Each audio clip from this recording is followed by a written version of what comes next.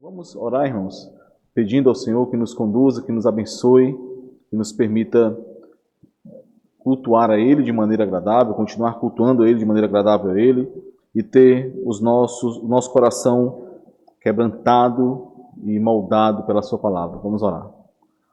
Santo Deus, Pai bendito, nós te louvamos, Senhor, pela graça que recebemos do Senhor, por mais tão grande porção da Tua misericórdia em nos permitir esse ajuntamento santo, Senhor. Muito obrigado. Por favor, Senhor, continua nos conduzindo por meio do Teu Santo Espírito, para que apesar das nossas limitações e pecados, para que apesar do orgulho que ainda de forma tão gritante pode ser encontrado em nosso coração, ó Senhor, nos conduz para que possamos ter as barreiras que nós mesmos levantamos em nosso coração destruídas pelo Senhor, pela Tua palavra, para que assim, Senhor, sejamos edificados pelo Senhor, moldados pelo Senhor, de acordo com o nosso Redentor Jesus Cristo. Por favor, Senhor, faz aquilo que nós não podemos fazer por nós mesmos. Nos abençoa, nos conduz em graça por meio da exposição da Tua palavra. Em nome de Jesus é o que nós te pedimos. Amém, Senhor. Meus irmãos, vamos continuar refletindo no capítulo 4 do livro de Daniel. Nós tivemos um devocional na quarta anterior, a última, sobre esse capítulo 4, onde vimos o tema geral desse capítulo, que é o domínio do nosso rei, e é nesse tema que nós continuaremos meditando ao longo dessas exposições no capítulo 4. Hoje nós nos deteremos nos deteremos mais nos primeiros versículos, né, até onde lemos aqui no versículo 18, não abordando de maneira exaustiva cada um dos versículos, mas tomando a ideia geral desses primeiros versículos, onde nós veremos, como eu já havia adiantado na última pregação em Daniel, sobre essa barreira que precisa ser destruída, precisa ser derribada no coração do homem, para que ele possa realmente compreender que o Senhor domina, que o Senhor governa sobre todas as coisas, e que isso inclui que o Senhor domina sobre ele, sobre sua vida, governa ao próprio homem em meio a este mundo, em meio a essa peregrinação, considerando esse homem, obviamente, de maneira especial, aquele que foi chamado pelo Senhor. Um dos temas, irmãos, que nós encontramos aqui, e nesse capítulo 4, e que é repetido por meio da palavra conhecer, nesse capítulo 4, é o conhecer de maneira experiencial a Deus, de conhecer ao Senhor de maneira realmente íntima. Conhecer ao Senhor e crer nele, eu comentei isso com os irmãos na última pregação, vai muito além de ouvir falar dele, ou ainda vai muito além de reconhecer que aquilo que foi dito sobre ele é verdade. É uma questão de ter o coração tomado pelo Senhor, de ter o seu coração conquistado pelo Senhor, seduzido pelo Senhor, de conhecer o Senhor e conhecer o seu caráter e viver a partir dessa revelação, desse conhecimento, é obedecer a Ele, por meio do conhecimento que é dado, que é revelado pelo próprio Senhor. Mas nem mesmo essa obediência, irmãos, do obedecer ao Senhor, ela pode ser compreendida de maneira superficial. Não pode. Não é uma obediência fria, não é uma obediência mecânica. O Senhor não é um capataz com um chicote em suas mãos, que observa se aquilo que foi dito está sendo obedecido, independente da vontade daquele que está obedecendo. O Senhor, essa é uma frase muito mal compreendida, muito mal utilizada, mas é uma verdade. O Senhor quer o seu coração. O Senhor quer o seu coração. Essa frase é muito distorcida, porque ela é utilizada como se fosse uma licença para pecar, como se para que alguém pudesse viver da forma como bem entender, e quando fosse então confrontado por outra pessoa, ou pela sua própria consciência, ela pudesse dizer: não, mas Deus quer o meu coração. É isso que o Senhor quer de mim, o meu coração. Mas é verdade, meu irmão. Jovem, entenda isso. O Senhor quer o seu coração, sim. O Senhor não quer que você viva uma vida triste, sem alegria, sem satisfação. Não. A questão é que o que esse mundo vende como prazer e alegria é, na verdade, morte. Não é alegria. Irmãos, o Senhor Ele quer sim o nosso coração. Mas isso quer dizer que Ele quer que você encontre alegria, satisfação nele, em viver para Ele. Satisfação e prazer em obedecê-lo. Porque obedecê-lo é se aproximar dele. Obedecê-lo é ter mais dele, é experimentar mais dele, é conhecê-lo. É conhecê-lo mais. O Senhor, irmãos, Ele falou isso tantas vezes ao seu povo, antes do cativeiro, antes do exílio. O Senhor falou isso algumas vezes. Nós vimos, por exemplo, em Oséias, no capítulo 6, versículos 6 e 7, nós vimos que o Senhor falou, por meio do profeta Oséias, a nação de Israel, o reino do norte, antes que estes fossem levados ao cativeiro assírio, mostrando a relação dessa obediência à sua palavra como algo que vinha não apenas de ritos, mas do pacto, do relacionamento com Deus. Oséias diz assim: pois misericórdia quero, e não sacrifício, e o conhecimento de Deus mais do que holocaustos. Mas eles transgrediram a aliança como Adão. Eles se portaram aleivosamente contra mim, eles me traíram. Eles quebraram a aliança. Aqui é um contexto de obediência. Obediência que é muito além de ritos. Muito além de questões simplesmente religiosas. Isaías também falou ao reino do sul, à nação de Judá, acerca disso. É maravilhoso como é assim que ele inicia esse livro. Nós vimos, inclusive, o pastor Elivando citou esses primeiros versículos em uma das suas últimas pregações, quando o Senhor diz assim: isso é muito pesado, irmãos. Olha o que o Senhor diz por meio do seu profeta: ouvi, ó céus, Isaías capítulo 1, versículos 2 e 3. Ouvi, ó céus, e dá ouvidos, ó terra, porque o Senhor é quem fala. Criei filhos e os engrandeci, mas eles estão revoltados contra mim. O boi conhece o seu possuidor, e o jumento o dono da sua manjedoura. Mas Israel não tem conhecimento. O meu povo não entende. Se você estiver com o livro de Isaías aberto, e for um pouquinho mais à frente, no versículo 11, o Senhor continua trazendo esse ensino de que a obediência não são apenas ritos, de que Ele quer sim o coração do seu povo. Versículo 11, ele diz: de que me serve a mim a multidão de vossos sacrifícios, diz o Senhor.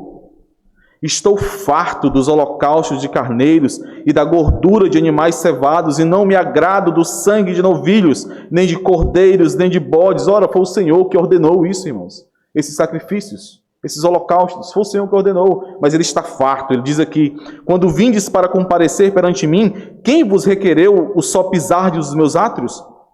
Não continueis a trazer ofertas vãs. O incenso é para mim abominação, e também as festas da lua nova, os sábados e a convocação das congregações. Não posso suportar iniquidade associada ao ajuntamento solene. As vossas festas da lua nova e as vossas solenidades, a minha alma as aborrece. Já me são pesadas, estou cansado de as sofrer. Pelo que quando estendeis as mãos, escondo de vós os olhos. Sim, quando multiplicais as vossas orações, não as ouço, porque as vossas mãos estão cheias de sangue. Lavai-vos, Purificai-vos, tirai a maldade de vossos atos de diante dos meus olhos. Cessai de fazer o mal, aprendei a fazer o bem, atendei à justiça, repreendei ao opressor, defendei o direito do órfão, pleiteai a causa das viúvas. Pouco importa os ritos que você tem cumprido, Israel. O seu coração está distante de mim. Você não me ama. O Senhor, irmãos, é glorificado quando você anseia por Ele. E por isso obedece. Porque você quer mais dele. Porque você quer conhecê-lo mais. Experimentá-lo mais. Por isso que você obedece.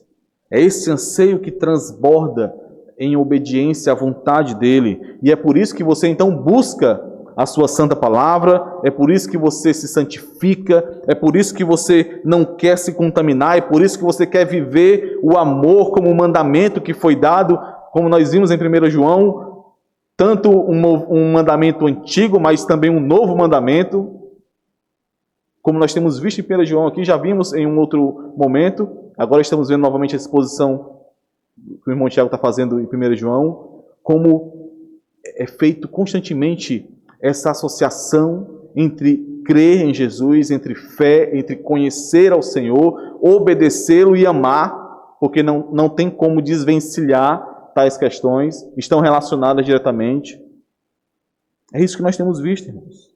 É por isso que no Novo Testamento, em Mateus, especificamente, abra Mateus 7, versículos 21 a 23, nós encontramos talvez uma das passagens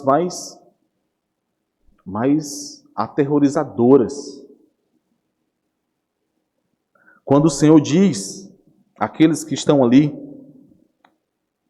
seguindo a Ele, e também em meio à multidão, Ele diz: nem todo o que me diz Senhor, Senhor, entrará no reino dos céus, mas aquele que faz a vontade de meu Pai que está nos céus. Muitos naquele dia hão de dizer-me: Senhor, Senhor, porventura não temos nós profetizado em Teu nome, e em Teu nome não expelimos demônios, e em Teu nome não fizemos muitos milagres? Então lhes direi explicitamente: nunca vos conheci. Apartai-vos de mim, os que praticais a iniquidade. O conhecimento do Senhor vai muito além de ritos, vai muito além do conhecimento cognitivo, mas do experimentar, do conhecer mais dele, experimentando do Senhor, experimentando e se alegrando, se regozijando na sua vontade. Na última pregação, irmãos, do capítulo 4 de Daniel, nós vimos como aqui é revelado que o Deus Altíssimo, o Rei dos céus, o Deus de Daniel, domina sobre o reino dos homens. Isso precisa ficar muito claro a todos que estão ali recebendo o livro de Daniel. Ele governa todas as coisas, Ele está no controle de todas as coisas, seja nos céus, na terra ou debaixo da terra. E o remanescente do povo de Deus que estava ali ainda no cativeiro babilônico precisava ser fortalecido nessa verdade. E então nós vimos como o início do capítulo 4 de Daniel nos ensina que é antes de sermos encorajados e termos a nossa esperança fortalecida pela verdade de que o nosso Deus governa sim sobre todas as coisas, uma grande barreira precisa ser quebrada. A soberba, o orgulho, o ego. O livro de Daniel, como nós vimos, irmãos, não revela de maneira categórica se o rei Nabucodonosor ele foi realmente salvo ou não após esses episódios aqui, se ele realmente permaneceu fiel ao Senhor. Mas existe, eu comentei isso na última pregação, existe um paralelo aqui muito claro que pode ser visto entre o caminho de humilhação e restauração de Nabucodonosor e o caminho do povo de Deus no cativeiro. De maneira que essa era a mensagem aqui enviada por Daniel ao povo do cativeiro babilônico, aqueles que primeiro receberam esse livro. Assim como vocês, Israel, assim como vocês, povo de Deus. Nabucodonosor ele foi abatido, ele foi humilhado pela poderosa mão de Deus por conta do seu pecado. Mas também, assim como aconteceu com ele, foi deixado um toco, foi deixado uma cepa, um tronco, um remanescente. E desse remanescente, dessa raiz, o Senhor manifestará a sua misericórdia, trará restauração, trará redenção.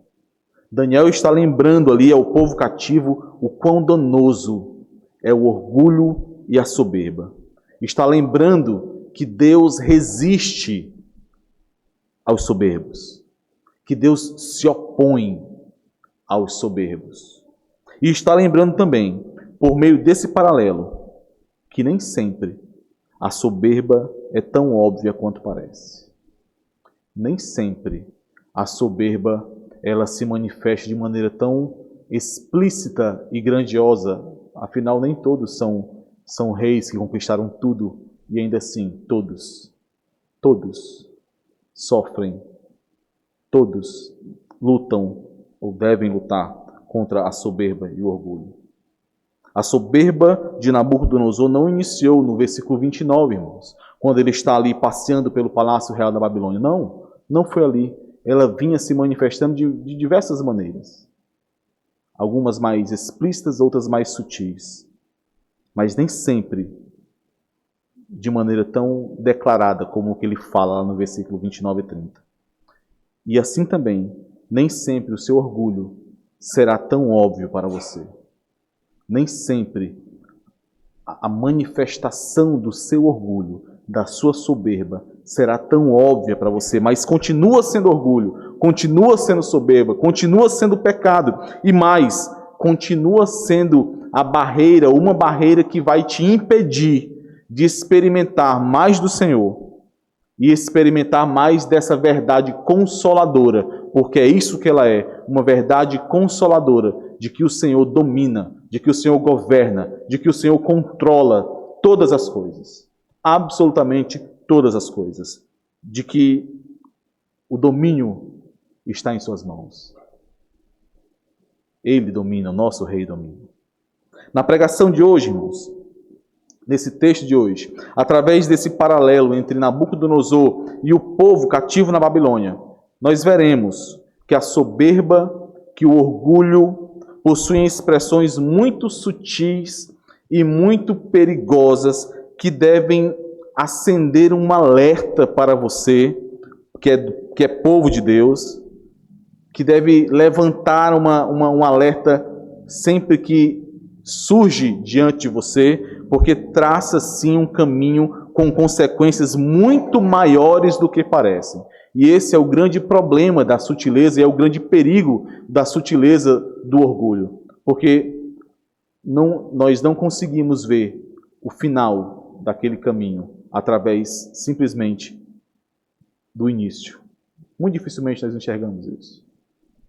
Até onde aquilo vai nos levar?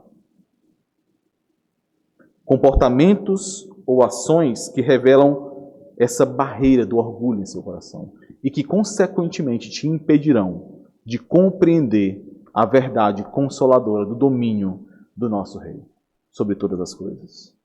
Barreira esta que certamente está te impedindo de compreender como deveria que o Senhor controla todas as coisas, que o Senhor domina todas as coisas, domina sobre as nações e que isso inclui que Ele domina sobre você, sobre a sua vida e que nada acontece sem que a sua poderosa mão conduza em meio à sua vida. Nós veremos 3 pontos. São, na verdade, 3 comportamentos ou ações que revelam essa barreira do orgulho que deve ser quebrada em seu coração. Comportamentos sutis, ações sutis, mas que iniciam o caminho daquilo que é visto no final, lá no meio do capítulo 4, na verdade, onde Nabucodonosor profere palavras absurdas em relação à manifestação da sua soberba ali. Veremos 3 pontos, então. Primeiro ponto, o primeiro comportamento, que é sutil, mas que revela essa barreira do orgulho. Confundir bem-estar com está tudo bem. Vou falar novamente.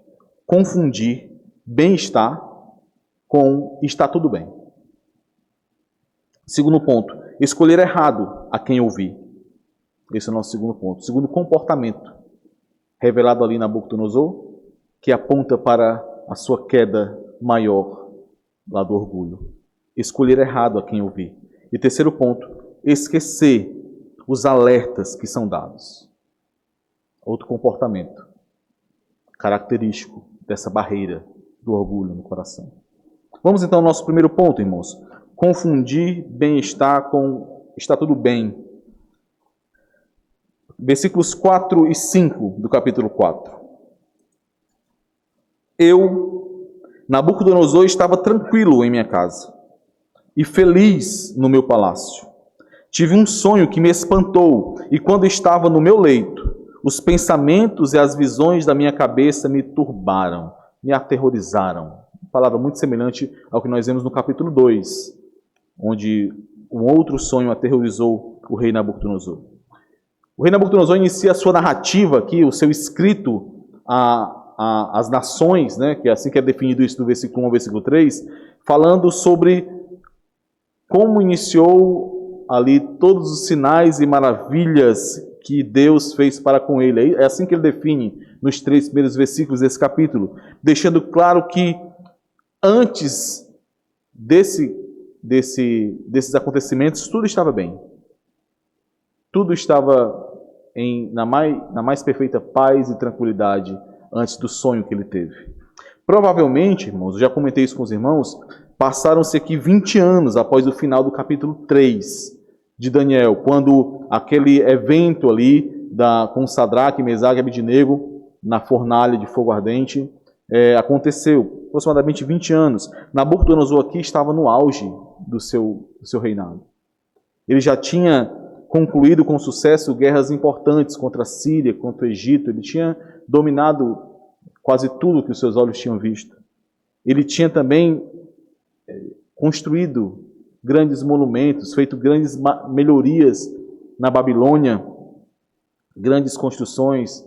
Muito provavelmente, quando ele desfere aquelas palavras tão soberbas e orgulhosas, ele estaria olhando para os seus jardins suspensos, né? Alguns historiadores falam sobre isso.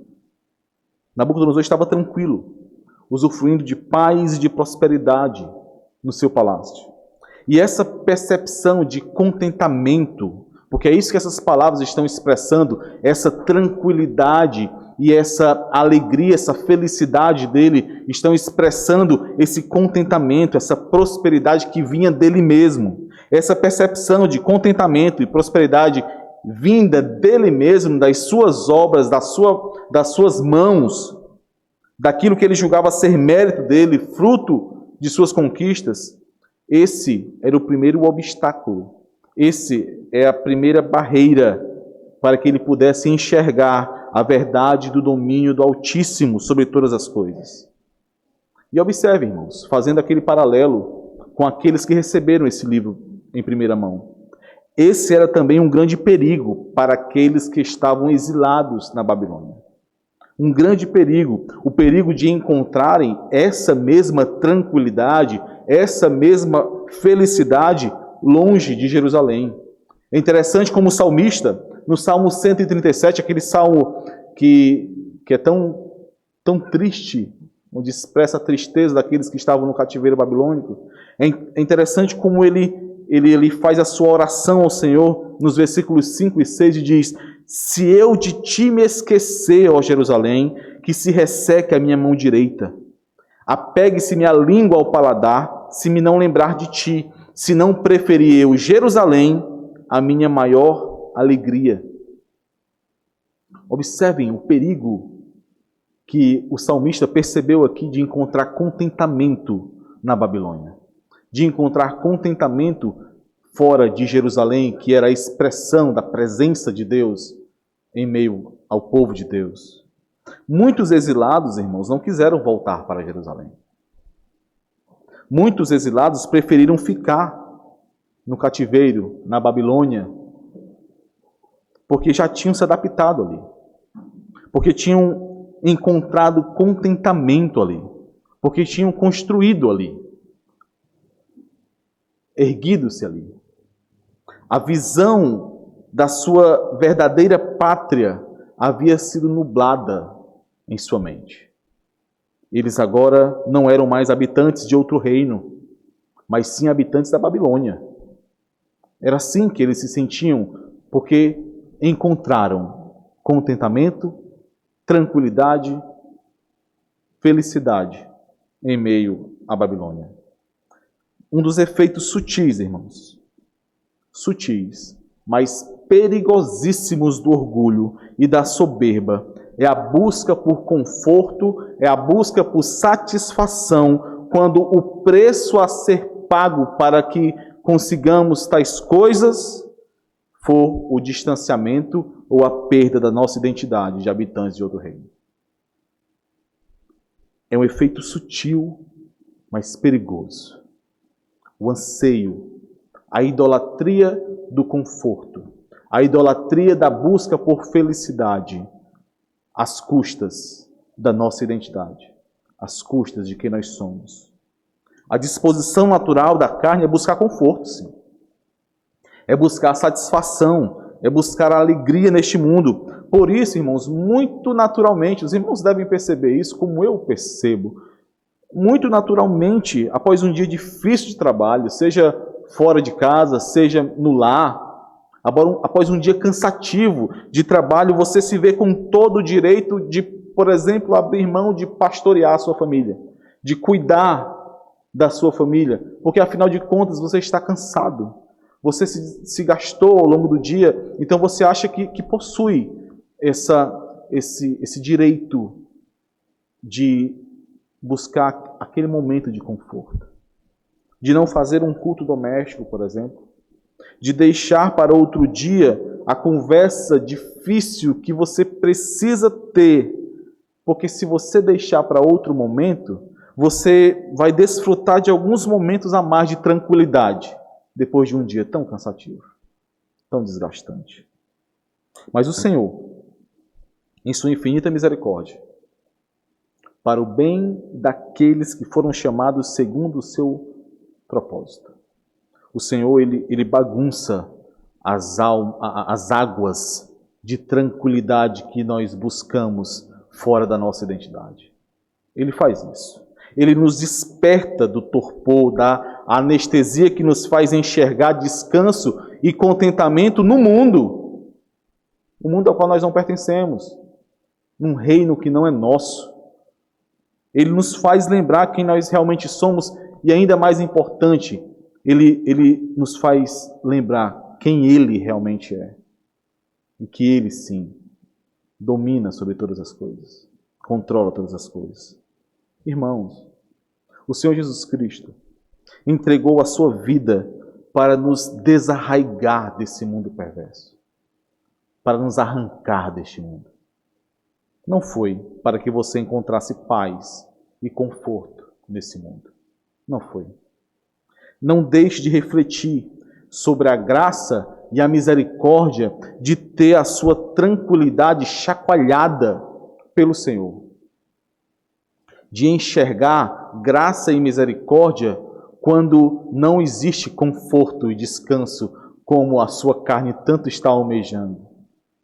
Não esqueça de entender, de discernir corretamente tais coisas. E por favor, irmãos, eu não estou sendo aqui insensível às dores e às dificuldades que nós experimentamos em meio a esse chacoalhar que recebemos, porque uma coisa não anula a outra. Em meio a esse chacoalhar que é tão maravilhoso e expressa sim o bem do Senhor para aqueles que o amam, mas em meio a esse chacoalhar nós sofremos sim. Nós passamos sim por dores, por dificuldades, por sofrimentos. Eu não estou sendo insensível a isso, mas entenda que enquanto você estiver olhando para você mesmo, enquanto você estiver buscando a todo custo o conforto, o descanso, a satisfação, a tranquilidade, a felicidade em meio a este mundo, você não olhará para o alto e não lembrará como deve que há um Deus que domina sobre todas as coisas. E mais, nós não podemos esquecer que junto desse domínio, junto dessa soberania de Deus, nós temos também a convicção de que todas as coisas que ele controle, que ele faz em meio a esse domínio, ele conduz para o bem daqueles que o amam. A soberania de Deus está conectada à sua bondade. Porque é quem o Senhor é. Ele é soberano, ele é bom, ele é amoroso, ele é justo, é quem ele é. O egoísmo, o orgulho, a soberba entranhada na busca por conforto e satisfação à parte de Deus, separados de Deus, nublarão a sua visão e te conduzirão, não tenha dúvida disso, te conduzirão a expressões cada vez mais profundas do pecado da soberba. Por isso não confunda bem-estar com estar tudo bem. Não confunda. Não são a mesma coisa. O fato de você estar gozando de tranquilidade, paz e felicidade não quer dizer que você que está tudo bem com você realmente. Não é isso que vai definir o estar tudo bem. E sim, onde está o centro da sua vida. Quem está no centro da sua vida. Da mesma forma como o fato de você estar passando por lutas, por dificuldades, por sofrimentos, não quer dizer que as coisas não estão sendo conduzidas para o bem. Porque o Senhor, Ele conduz todas as coisas para o bem daqueles que o amam, daqueles que são chamados pelo seu propósito. Um segundo comportamento, muitas vezes sutil, e que revela essa barreira do orgulho que deve ser quebrada em nosso coração, irmãos, é o escolher errado a quem ouvir. Nós vemos isso dos versículos 6 a 8. Vamos ler mais uma vez.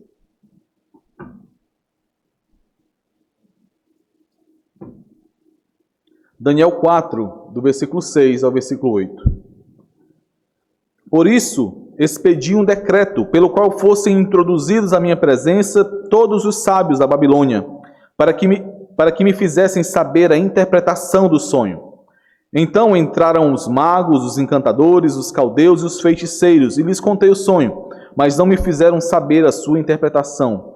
Por fim, se me apresentou Daniel, cujo nome é Beltesazar, segundo o nome do meu Deus, e no qual há o Espírito dos deuses santos. E eu lhe contei o sonho, dizendo... É difícil, irmãos, ler esse capítulo 4, e ler principalmente o início do capítulo 4, quando Nabucodonosor está narrando aquilo que aconteceu, né, o seu sonho. É difícil não lembrar do capítulo 2 e do primeiro sonho que o rei teve nesse capítulo. Porque as palavras são similares em relação ao terror, a paz e a tranquilidade que foram tomadas dele por meio desse sonho. Naquela ocasião ele também perdeu a sua paz. Ele também ficou aterrorizado com o sonho. Mas uma pergunta que se levanta então em meio a isso, já que agora no capítulo 4 ele já passou por diversas experiências, inclusive uma similar, que foi um sonho no capítulo 2, a pergunta que se levanta é por que ele não chamou logo Daniel, ao invés de chamar aqueles que já haviam falhado e que já haviam se mostrado falhos em meio à interpretação de sonhos. Inclusive, é o que nós vimos no capítulo 2. Fica muito claro aqui, irmãos, que ele não tinha esquecido desse período lá do capítulo 2. E muito menos esquecido de Daniel. Quando nós lemos nos versículos 9 e 18, como ele se refere a Daniel como aquele em quem o Espírito dos deuses santos habita. Aquele que poderia sim dar a interpretação. Não foi por esquecimento ou por falta de reconhecimento de que Daniel poderia fazer isso. Não foi por isso. Por que então ele não chamou Daniel primeiro? Observem que ele até parece mais humilde, mais tranquilo aqui do que da última vez, do que no capítulo 2. Nabucodonosor parece mais tranquilo, mais sensato. Ele, dessa vez, contou o sonho aos seus sábios. Da última vez, ele nem sequer fez isso. Ele exigiu que eles também revelassem o conteúdo do sonho. Ele, dessa vez, no capítulo 4, ele não ameaçou ninguém de morte. No capítulo 2, ele havia dado um decreto de que todos os sábios da Babilônia deveriam morrer, porque não conseguiram interpretar o sonho. Nesse capítulo 4, inclusive, ele encorajou e tranquilizou Daniel para que ele contasse a interpretação do sonho sem ter medo de ser vítima da fúria do rei. Porque nós encontramos no versículo 19 que Daniel, ao ouvir o sonho, ele temeu. Ele ficou também aterrorizado. Porque era ele que teria que dar essa notícia ao rei do que aconteceria. Olha o que tem no versículo 19. Então Daniel, cujo nome era Beltesazar, esteve atônito por algum tempo. E os seus pensamentos o turbavam, assim como o sonho turbou o rei. Então lhe falou o rei e disse: Beltesazar, não te perturbe o sonho, nem a sua interpretação. Respondeu Beltesazar e disse: Senhor meu, o sonho seja contra os que te têm ódio, e a sua interpretação para os teus inimigos. Então, irmãos, o rei parecia, aqui nesse período do capítulo 4, muito mais razoável e receptivo do que lá no capítulo 2. Mas aqui, associado a esse questionamento do porquê o rei não chamou logo Daniel para interpretar o seu sonho, nós vemos um aspecto do coração que é protegido pelo orgulho, que é muito sutil e que muitas vezes é desconsiderado, que é a natureza ou a disposição natural do soberbo, do coração orgulhoso, de querer ouvir somente a sua voz, ou no máximo ouvir aqueles que não o confrontarão, aqueles que não trarão uma mensagem muito diferente daquilo que ele quer ouvir. Alguns estudiosos de Daniel levantam uma possibilidade, na verdade a maioria dos estudiosos, pelo menos que eu vi, eles levantam uma possibilidade muito forte, segundo eles, de que o rei já tivesse uma noção embora não soubesse a totalidade, óbvio, da interpretação daquele sonho, mas tivesse uma noção por conta das figuras que são utilizadas naquele sonho. Figuras que já eram conhecidas na época, né, naquela cultura, em relação à grande árvore, em relação à árvore ser abatida. Então, esses comentaristas, esses estudiosos, atribuem que Nabucodonosor ele tinha uma pequena noção do que estava por vir para ele. Por isso ele não queria ouvir logo Daniel. Ele só foi em extrema necessidade buscar novamente a Daniel.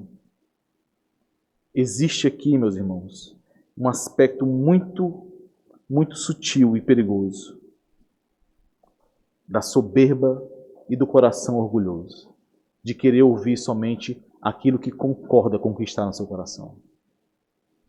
Ouvir somente a sua própria voz, ou no máximo aqueles que não irão contrariar aquilo que está em seu coração.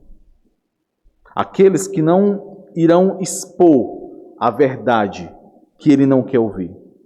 Agora, meus irmãos, junte isso, junte esse aspecto do orgulho com aquilo que nós temos aprendido nos devocionais, em Provérbios. Junte isso e aplique a você mesmo. Aplique a você. Por que é tão difícil pedir ajuda? Por que é tão difícil expor o coração? Por que é tão difícil buscar ajuda e é mais fácil me isolar no momento em que eu mais deveria contar com o cuidado dos meus irmãos? Por quê? Você pode dar algumas desculpas.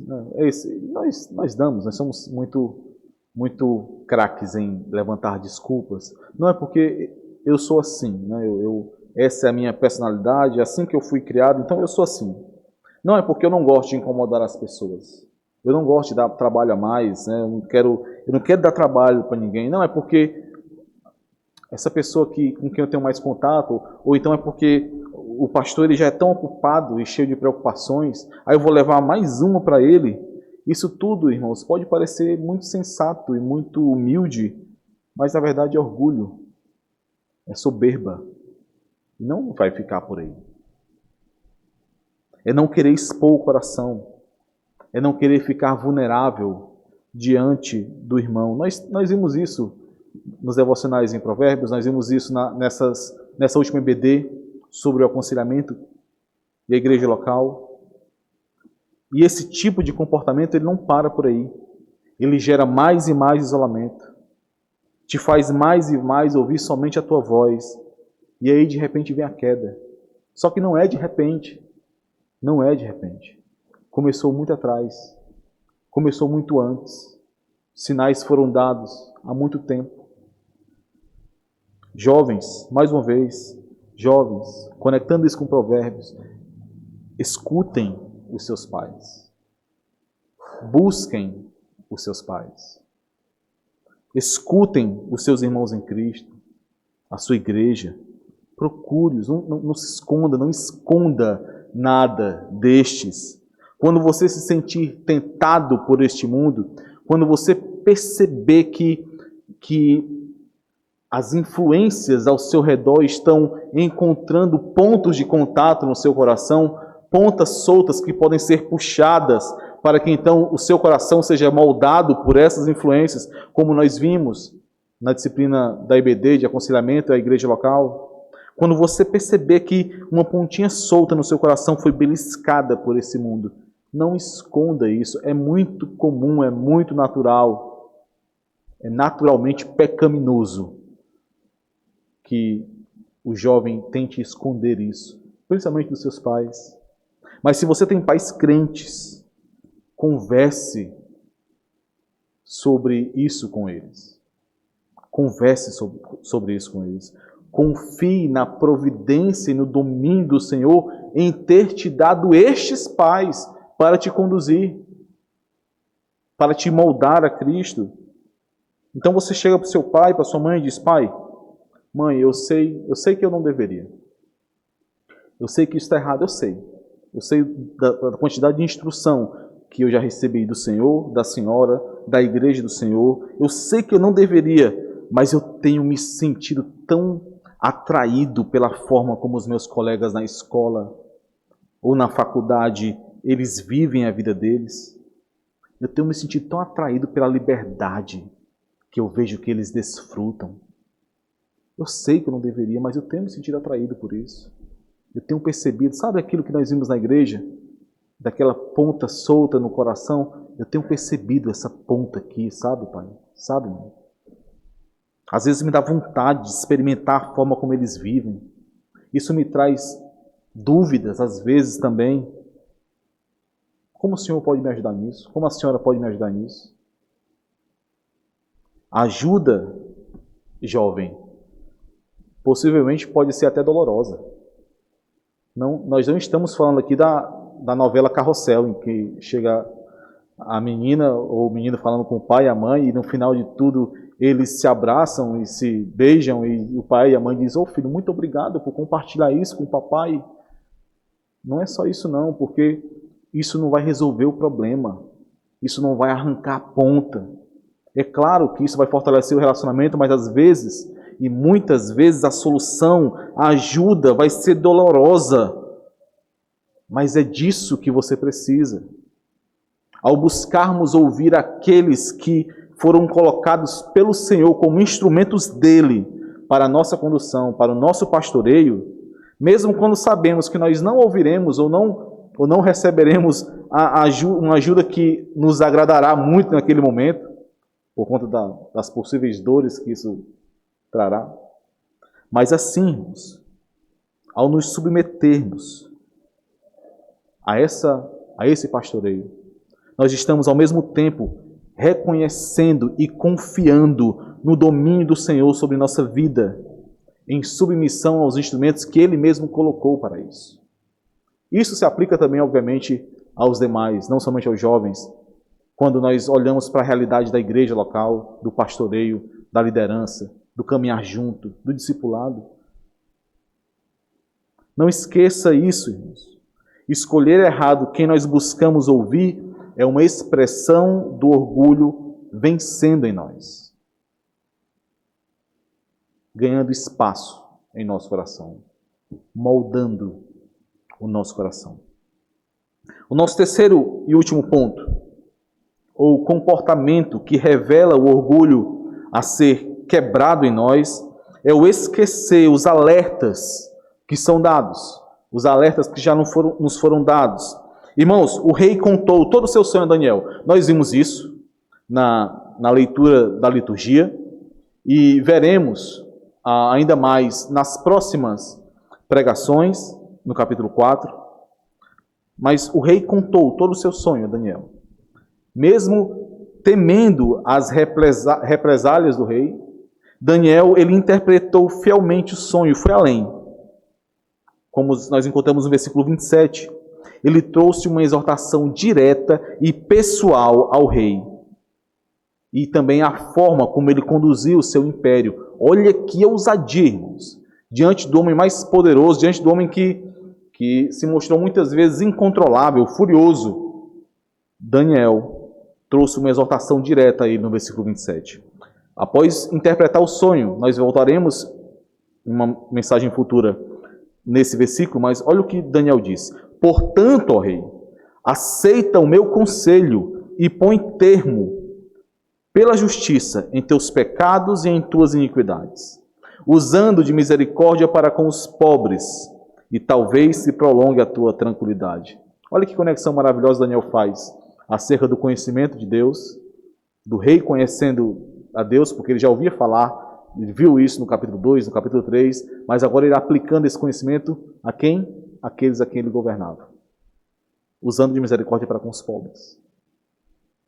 Essa não era a primeira vez que o rei era advertido sobre o domínio do Deus Todo-Poderoso. O sonho do capítulo 2 tocou nesse ponto. O livramento que foi dado a Sadraque, Mesaque e Abednego também deixou isso claro. Agora vem esse terceiro sonho. Muitos alertas foram dados, mas o que foi que aconteceu, irmãos? 1 ano se passou. É o que nós encontramos no decorrer do texto. 1 ano se passou. E em meio à tranquilidade e à satisfação, à felicidade que ele gozava no seu palácio, o rei esqueceu dos alertas que foram dados e colocou para fora, como que de uma vez, tudo que estava em seu coração. Aquilo que outrora foi manifestado como pequenas pontas, como pequenas expressões, talvez sutis, talvez que passassem desapercebidas, agora é colocado para fora nos versículos 29 e 30. Ao cabo de 12 meses, passeando sobre o palácio real da cidade de Babilônia, falou o rei e disse: não é esta a grande Babilônia que eu edifiquei para a casa real com o meu grandioso poder e para a glória da minha majestade? Nabucodonosor, ele recebeu alertas, recebeu exortações, recebeu um sonho 1 ano atrás, muito explícito sobre o que aconteceria com ele, se ele não retrocedesse, se ele não compreendesse realmente o domínio do Senhor. Mas ele achou, irmãos, Nabucodonosor achou que tinha escapado. Ele confundiu o tempo que passou como se fosse um esquecimento da parte de Deus e não paciência, e não misericórdia. Ele achou que tinha se dado bem. Passaram-se 12 meses, 1 ano, nada aconteceu, está tudo bem. É impressionante, irmãos, como esse é um comportamento muito característico e muito sutil do coração orgulhoso. Esquecer alertas que são dados, esquecer exortações que são feitas, desperdiçar a misericórdia e a paciência do Senhor, a paciência da igreja do Senhor, achando que tá tudo bem, que está conseguindo se livrar daquilo que foi alertado, acha que não está sendo visto, acha que está se dando bem, joga fora a oportunidade de arrepender-se e de evitar consequências mais drásticas do pecado. Isso é muito característico do orgulho, muito característico. Mas no final das contas, meus irmãos, essa é uma grande característica do orgulhoso. O orgulhoso não mede as consequências. Ele não acha que pode falhar. Ele acha que é intocável. Ele não teme como deveria o Senhor. Você e eu não tememos como deveríamos ao Senhor. Por isso ainda pecamos tanto. Por isso ainda ofendemos tanto ao Senhor. Mas um dia a conta chega, irmãos. E observe. Louvado seja o Senhor pelas vezes em que a sua poderosa mão te esmagar, te humilhar, para que assim você se volte para Ele. Louvado seja o Senhor por isso. Isso é bem do Senhor. Isso é misericórdia do Senhor. Para que assim nós possamos olhar para o alto e lembrar que Ele domina, Ele governa todas as coisas.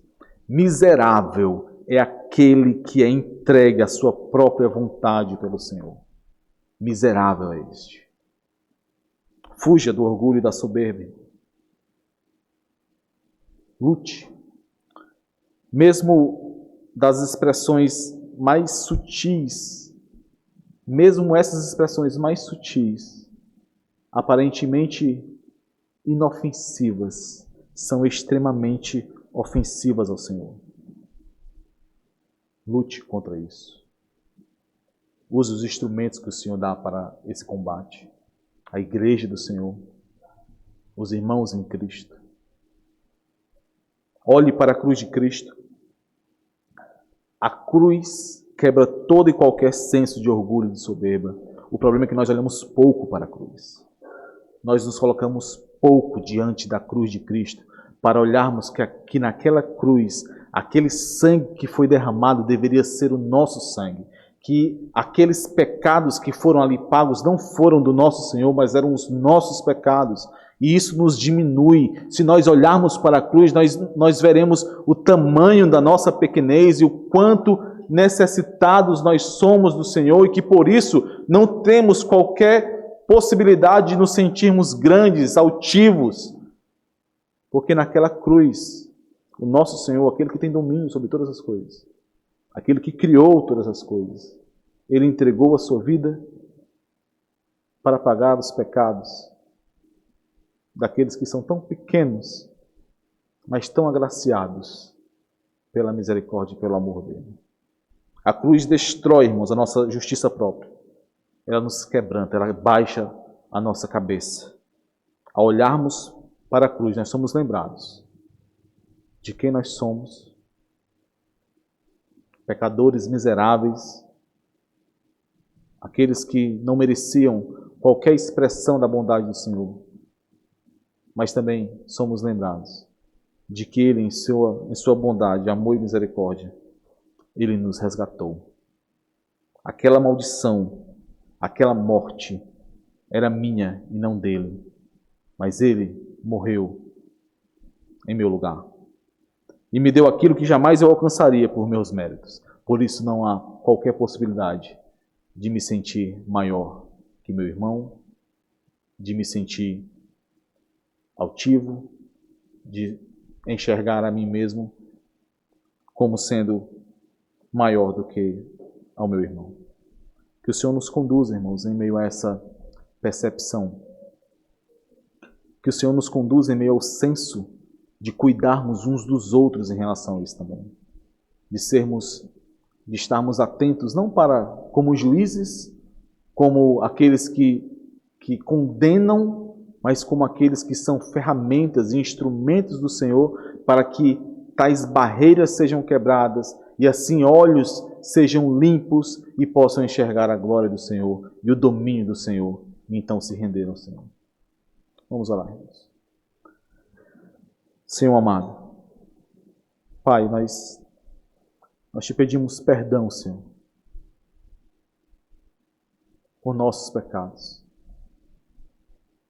pelo orgulho que ainda é tão ofensivo ao Senhor, o orgulho que ainda está em nosso coração, que ainda manifestamos de maneira tão rápida, Senhor. Tão facilmente nós somos influenciados e o nosso coração revela o orgulho que ainda subsiste em nós. Nos perdoa, Senhor, por isso. Nos fortalece por meio da Tua palavra, por meio dos instrumentos de graça que o Senhor nos dá, para que possamos continuamente, Senhor, expurgar as manifestações desse orgulho, esse orgulho em nosso coração, quebrá-lo, para que então possamos compreender cada vez mais que o Senhor domina sobre todas as coisas, que o Senhor governa a nossa vida, que o Senhor nos conduz e nos conduz para o bem, Senhor. Por favor, Senhor, abençoa a tua igreja. Abençoa o teu povo. Não nos deixa, Senhor, sermos entorpecidos por esse mundo.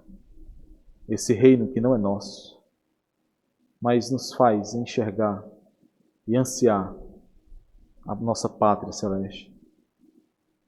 Em nome de Jesus, Senhor. Amém.